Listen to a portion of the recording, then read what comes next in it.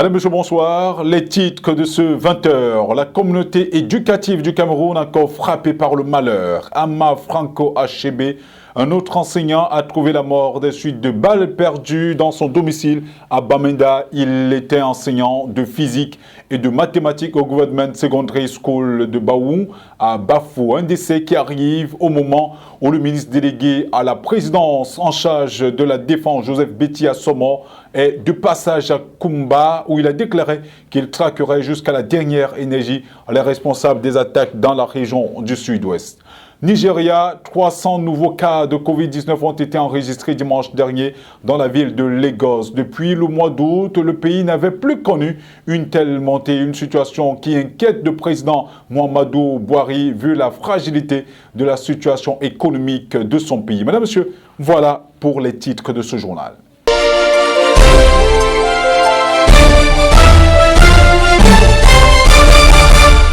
Bonsoir une fois de plus et bienvenue au 20h. Amadou Toumani Touré est décédé dans la nuit de lundi à mardi en Turquie où il était évacué pour des raisons sanitaires après avoir subi une opération à l'hôpital de Luxembourg de Bamako qu'il a lui-même créé. Amadou Toumani Touré, surnommé ATT, est celui qui, après son coup d'État réussi contre le président Moussa Traoré en mars 1991, a déclenché et accompagné le processus vers plus de démocratie au Mali.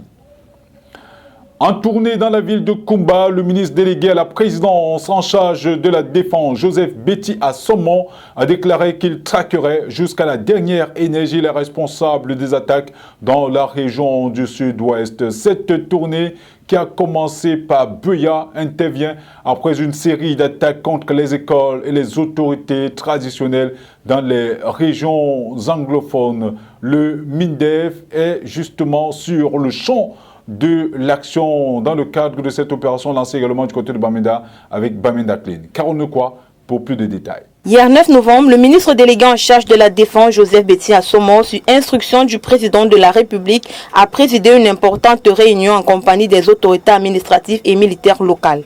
Parmi la délégation conduite par Joseph Betty Assomo, une équipe chargée de mener une enquête sur la fusillade survenue le 24 octobre dernier à la Moda Franciscain en Bilingual International Academy de Fiango à Kumba. Au cours de sa rencontre avec les autorités administratives, les parents de cet enfant décédé et les différents corps de défense de Kumba, le ministre délégué chargé de la défense a une fois de plus adressé ses condoléances et a crié son indignation. Il a par ailleurs déclaré la guerre aux séparatistes anglophones qui tuent et empêchent les enfants d'aller à l'école. Une situation qui ne saurait être tolérable par aucun parent, a-t-il souligné. Les enfants ont droit à une instruction, à une éducation et les en priver ou les tuer, pour cela serait une aberration, un crime contre l'humanité. Les enfants étant le futur, le fer de lance de la nation. De ce fait, le ministre est revenu sur l'importance de l'instruction et de l'éducation d'un enfant. Jeter la psychose dans les esprits. Mener les enfants à ne pas aller à l'école. Contraindre les parents à ne pas les envoyer à l'école. Et tout cela à la première richesse d'un pays, sa jeunesse. Certains disent le Cameroun de demain, moi je dis le Cameroun d'aujourd'hui. Et si nous avons une jeunesse privée d'éducation, privée d'instruction, qu'est-ce que ces jeunes vont devenir demain? Le ministre chargé de la Défense au cours de cette mission dans la région du Sud-Ouest a remobilisé les troupes et au nom du gouvernement a préconisé le renforcement des dispositifs sécuritaires et l'accentuation sur la stratégie militaire dans la région.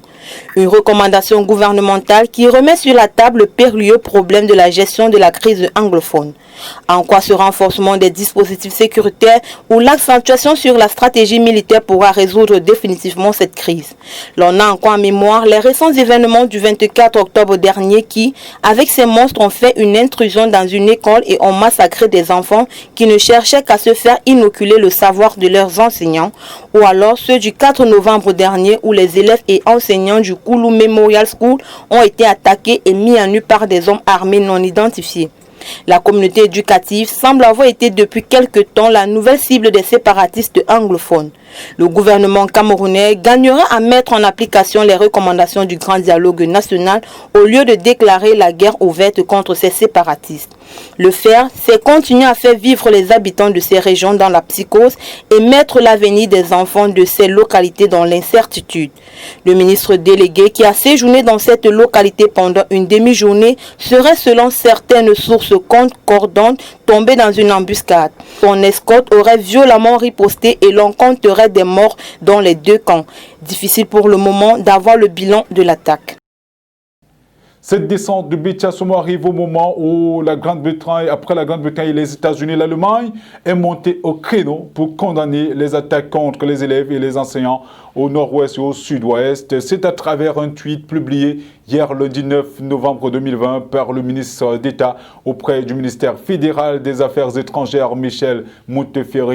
L'Allemagne, comme plusieurs grandes puissances étrangères, suit de très près la situation dans les régions anglophones. Cette réaction arrive après la condamnation par son pays des massacres perpétrés le samedi 24 octobre 2020 au Mother Francisca International Bilingual Academy de Kumba. Depuis lors, plusieurs établissements ont également été attaqués et les élèves, les enseignants aussi ont été kidnappés à Kombo, Limbe, Fundong et Bamenda. Nous avons également appris ce jour que notre enseignant a trouvé la mort des suites de balles perdues dans son domicile à Bamenda. Ama Fanko Achebe, nous le soulignons tout à l'heure, est mort dans la nuit du dimanche 8 novembre 2020. Enseignant de physique et de mathématiques au Government Secondary School de Baoum à Bafou, il a été mortellement atteint dans son domicile à Balakoukam, dans la ville de Bamenda, région du Nord-Ouest. Un incident qui survient au cours d'une altercation entre des groupes armés. Quelques heures plus tôt, des hommes armés ont attaqué le commissariat de police, toujours dans la localité de Mankom, pas loin de la route de l'aéroport de Bamenda. Des échauffourées qui arrivent en pleine opération Bamenda Clean, lancée par le gouvernement camerounais. C'était une forte mobilisation de toutes les couches sociales qu'on a observée à Mémé dans le Mayo-Sava, région de l'extrême nord, à l'occasion de la visite du ministre de la Jeunesse et de l'Éducation civique, Mounouma Futsu, en compagnie du ministre de l'Élevage, des Pêches et des Industries animales du Cameroun, le Dr Taïga, et le représentant résident de l'IAI Cameroun, Armand Claude Abanda, est allé présider la cérémonie de remise des dons spéciaux aux bénéficiaires du plan triennal spécial jeune initié par le chef de l'État camerounais. Tout au long de son parcours, le ministre a invité les organisations de jeunesse de faire preuve de bon usage des appuis reçus. Nos reporters Fabien Payanfou et Amadou Kaou reviennent sur cette cérémonie. C'est un ministre de la Jeunesse résolu à accompagner les jeunes dans leur nouvelle installation entrepreneuriale. En faveur de la cérémonie de remise des chèques de financement, du matériel agricole, des engins roulants, des appareils électroménagers et plusieurs autres appuis en équipement ont été remis aux bénéficiaires du plan triennal spécial jeune par le ministre Mounouna Futsu. Je voudrais me réjouir déjà à cette étape que les jeunes dans leur ensemble sont enthousiastes. Et cette opération a créé en eux beaucoup d'optimisme et de l'espoir.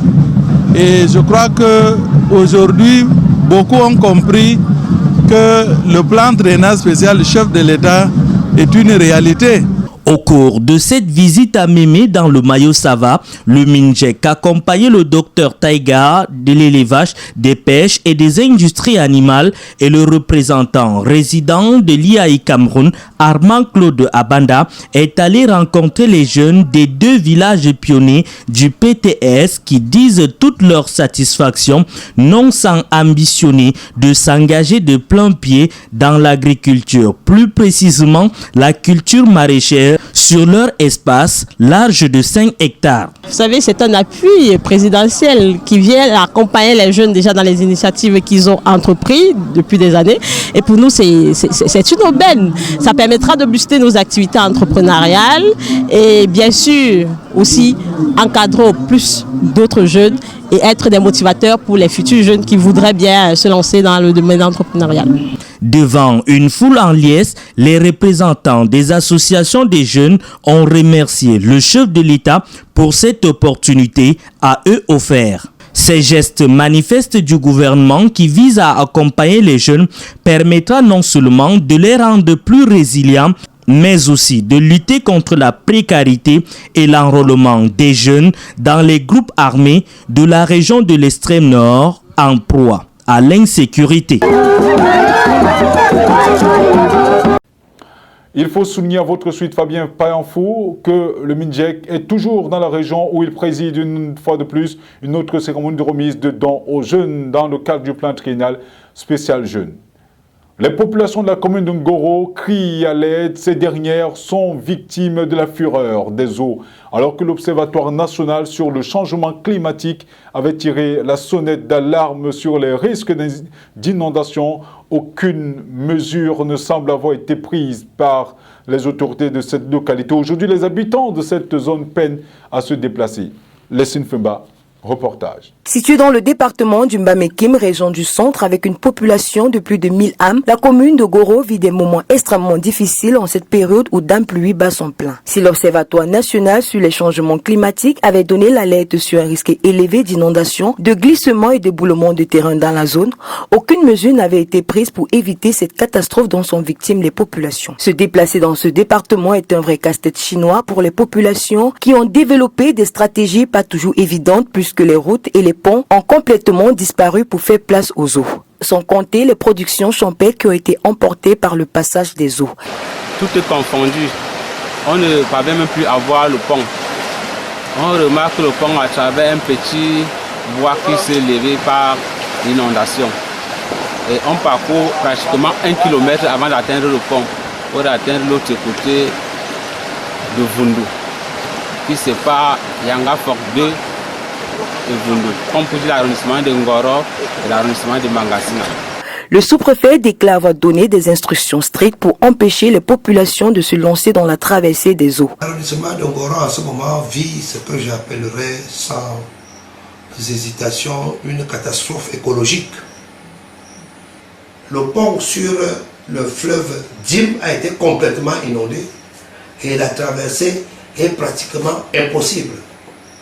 Et le pont étant totalement englouti, nous avons prescrit aux chefs traditionnels riverains et à travers leur comité de vigilance l'interdiction formelle de traverser au niveau du pont sur le fleuve Dim.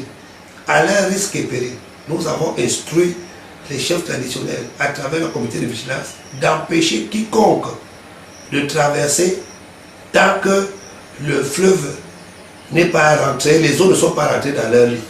Mais nous constatons avec beaucoup de tristesse que l'incivisme de nos concitoyens continue d'être aussi manifeste. Parce qu'à ce jour déjà, nous avons enregistré un décès, une mort d'homme, suite à une traversée illicite, braver les eaux malgré l'interdiction de l'autorité administrative, c'est assez risqué. Au moment où nous quittions les lieux, les yeux des populations étaient rivés sur les autorités publiques. Cette année, c'est près de 11 000 migrants qui ont été enregistrés sur les côtes espagnoles. Le week-end dernier, 1600 migrants ont été débarqués sur les îles Canaries. Une situation qui inquiète au plus haut niveau l'Union européenne. De peuples libyens impliquant les Libyens de tous bords se réunissent en Tunisie pour un dialogue. La concertation qui a débuté hier vise à aboutir à la mise sur pied d'un gouvernement unifié. Plus de précisions avec Blanchard Thierry Sob. Des pourparlers ont été entamés hier lundi en Tunisie au sujet de la Libye, faisant intervenir des Libyens de tous bords et sous l'égide de l'ONU afin de parvenir à un accord sur un gouvernement unifié et l'organisation d'élections après 9 ans de conflit. Au cours de la première journée de ce grand dialogue, le président tunisien Kais Saied a émis le vœu de ne plus voir aucun groupe armé en dehors de l'armée de la souveraineté libyenne.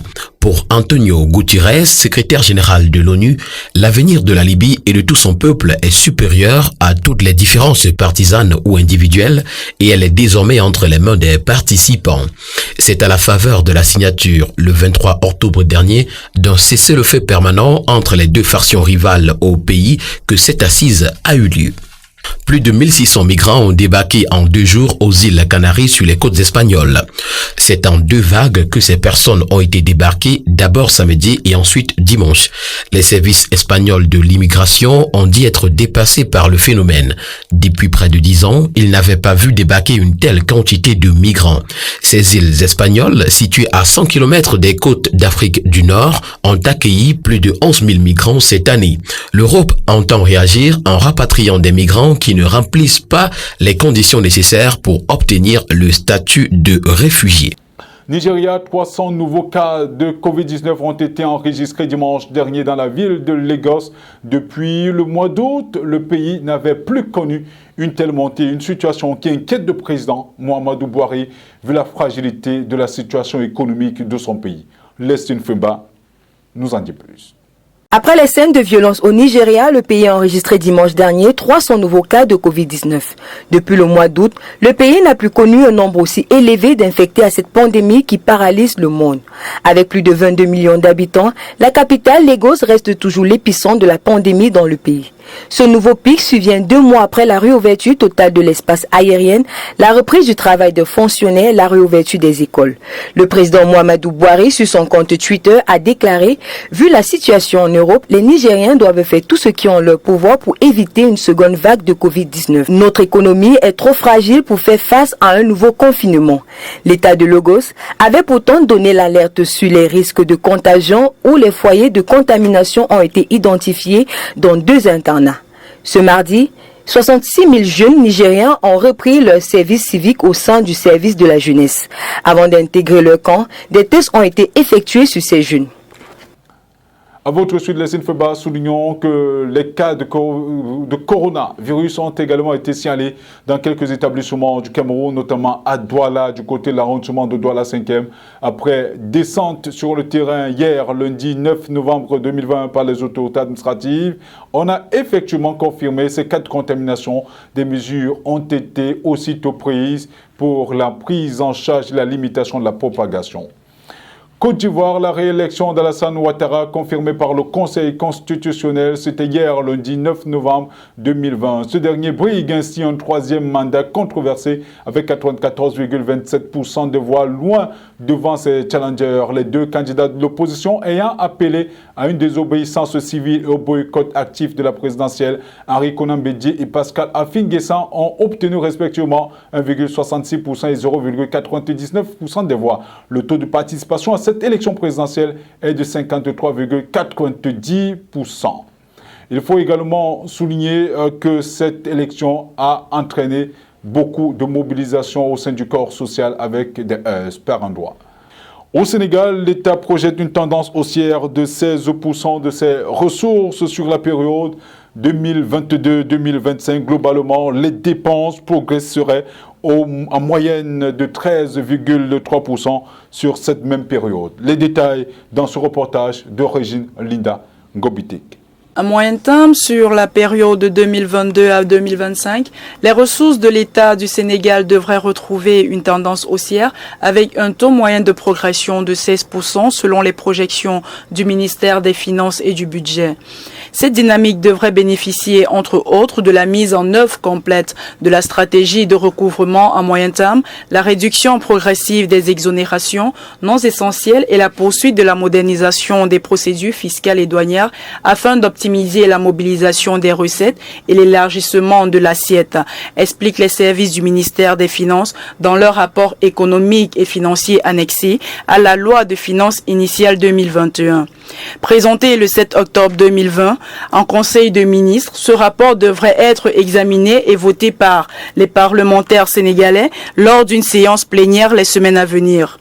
D'autre part, ces responsables du ministère des Finances sont d'avis que la programmation des Jeux olympiques de la jeunesse au préalable prévue en 2022 et les premiers effets induits de l'exploitation pétrolière et gazière à partir de 2023 devraient conforter la mobilisation des recettes. Globalement, la pression fiscale devrait passer de 18,9% en 2022 à respectivement 20% en 2023 et 21,1% à l'horizon de 2025, souligne-t-il. Le poids des dépenses par rapport au produit intérieur brut ressortirait en moyenne à 26,3% sur la période de 2022 à 2025 contre 24,1% en 2019 et la déviation de 27,7% en 2020.